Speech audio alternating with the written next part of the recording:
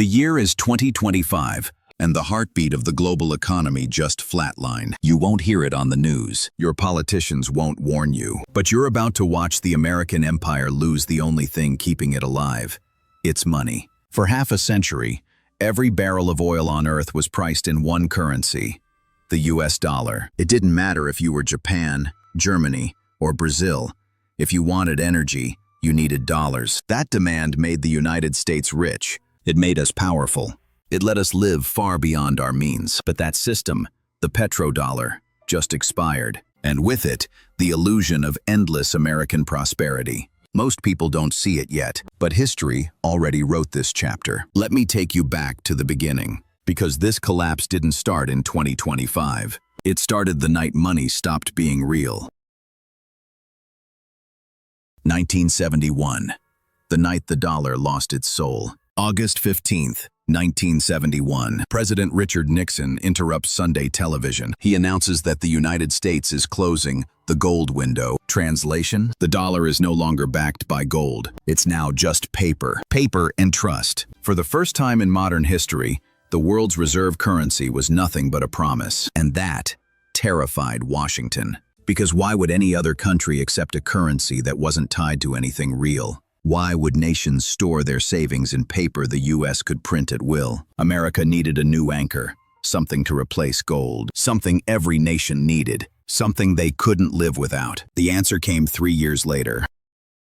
1974, the deal that changed everything. Henry Kissinger, US Secretary of State, flies to Saudi Arabia. He meets the House of Saud, rulers of the world's largest oil producer. Behind closed doors, they strike a deal. Saudi Arabia agrees to sell all of its oil only in US dollars. Not gold, not pounds, dollars. In exchange, America guarantees military protection, advanced weapons, and political support. And through OPEC, that deal spreads to almost every major oil-producing nation.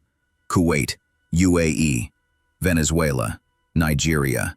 From that moment, energy and dollars became inseparable. If you wanted oil, you needed dollars first. And to get dollars, you had to trade with, or borrow from, the United States. It was genius. It was ruthless.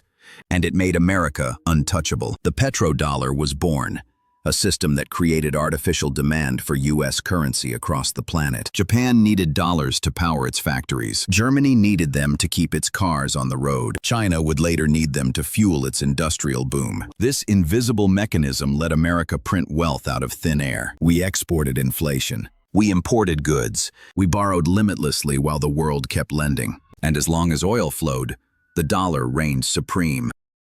The empire of paper. The beauty of the petrodollar was deception. The world believed the dollar was strong. In reality, it was just necessary. Every country held dollar reserves. Every central bank bought US Treasury bonds. And every American politician learned the same trick. You can spend as much as you want, because the world will always buy your debt. Wars? Charge it. Welfare?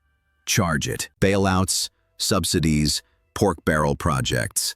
All of it funded by a credit card the planet couldn't decline. For 50 years it worked, but every system built on belief has an expiration date.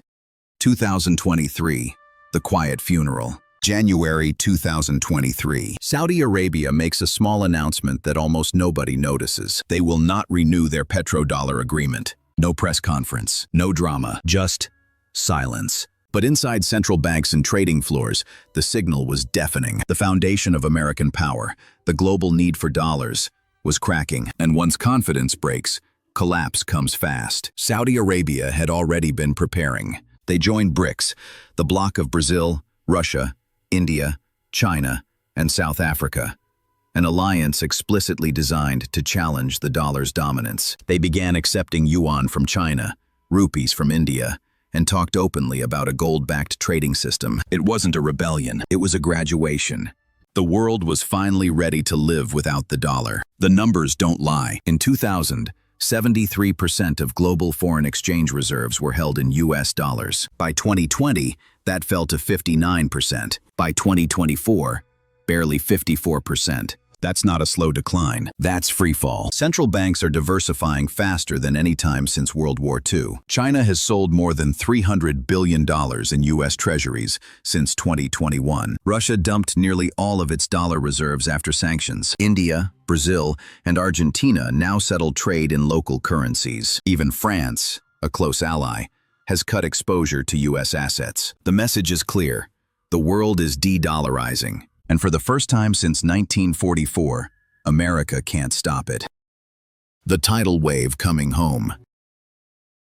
Here's what that means for you. When foreign nations stop needing dollars, those trillions we printed don't stay abroad. They come home. And when too many dollars chase too few goods, you get inflation. Not 6%, not 8%, but something that can erase a middle-class savings account in months. For decades, the world absorbed our inflation. They held our currency and bought our debt. Now they're selling. And when those dollars flood back home, the purchasing power of your paycheck collapses. Imports skyrocket. Gas, medicine, electronics, food. Your dollar buys less each month, and no amount of interest rate hikes can fix a broken currency system. The Fed can tinker with rates and talk tough, but you can't fight a confidence crisis with speeches. You can't print trust. Checkmate. When the foundation of your money system is belief, and that belief evaporates, you have two choices. Print more money to buy time, or raise rates and crash everything. Both lead to pain. That's why no politician is talking about it. Because if Americans understood how fragile the system is, panic would arrive before policy. So they stall. They distract. They pretend everything is fine. Meanwhile, the smart money moves. Follow the smart money.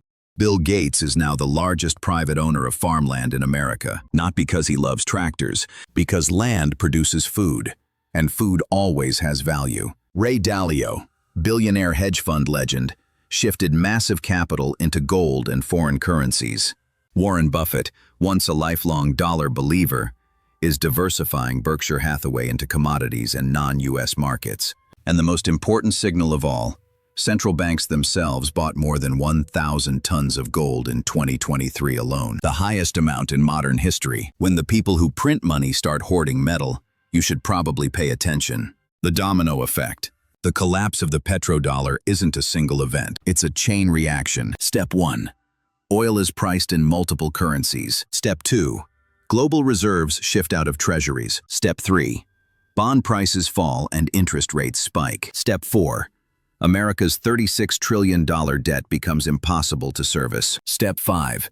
The government prints to pay interest, triggering inflation. Step 6. Confidence dies. Step 7. The system locks down. Capital controls. Retirement funds forced into treasuries. Digital currency rollouts to track every transaction. All justified as stability measures. It won't feel like freedom. It'll feel like survival rationing. This has all happened before.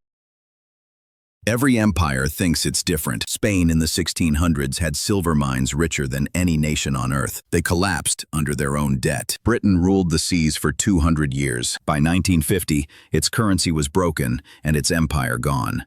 The Soviet Union built an economy on state control. It imploded in less than a decade. Different cultures, same pattern. Overextension, debt, currency debasement, collapse. The U.S. has checked every box. The wars in Iraq and Afghanistan, military bases in 150 countries, trillions in deficits, money printing disguised as stimulus. Every warning light is flashing. No successor, no safety net. When the British pound collapsed, the dollar was waiting to replace it. But today, there's no clear successor. The euro is a mess. The Chinese yuan is state-controlled. Crypto is too volatile. Gold is too slow for a digital economy. So what's next? A fragmented world. A multipolar currency system where no one trusts anyone. Trade contracts get messy. Exchange rates swing. Prices become chaotic. That doesn't mean the world ends. It means the world gets harder to predict. And chaos always has winners. The prepared ones. What you can do. No one can stop this cycle, but you can position yourself to survive it. Rule number 1. Kill normalcy bias. Things aren't going back to normal. Normal was the bubble. Rule number 2. Diversify out of paper. Own something real. Land, commodities, businesses, skills. Rule number 3. Lower debt. When interest rates stay high, debt becomes a trap. Rule number 4. Build resilience. Your community and skills will matter more than any stock portfolio. Rule number 5. Stay informed. History doesn't repeat exactly, but it rhymes. Study the past.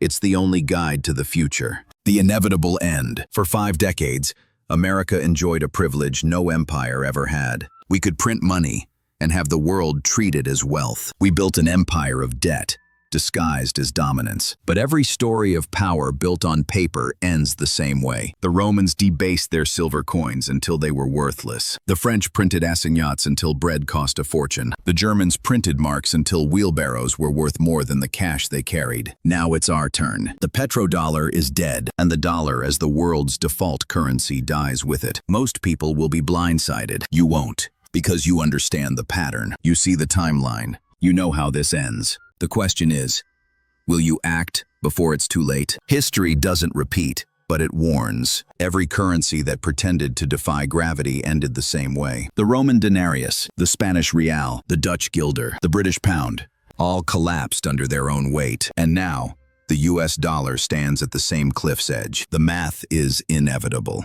The trend is irreversible. The only variable left is how you respond. The day the dollar died wasn't a single moment. It was a process decades in the making. And now, you're living through the final act. When the dust settles, a new system will rise.